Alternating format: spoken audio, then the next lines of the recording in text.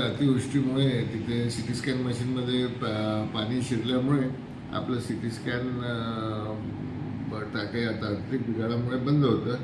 तर त्याला आपण तपासणी केली असता, तांत्रिक तपासणी झाली असता त्याचं 52 लाख रुपये काही खर्च असं त्यांनी एस्टिमेट काढलं होतं. आपण शासनाकडे पाठपुरावा केला होता. आपल्या आमदार तथा माननीय कामगार मंत्री यांनी पण त्याच्यात खूप महत्त्वाची भूमिका बजावून आणि आदरणीय कलेक्टर साहेब आणि जिल्हा शल्यचिकित्सक यांच्या प्रयत्नामुळे ते निधी मंजूर होऊन वर्क ऑर्डर झालेली आहे.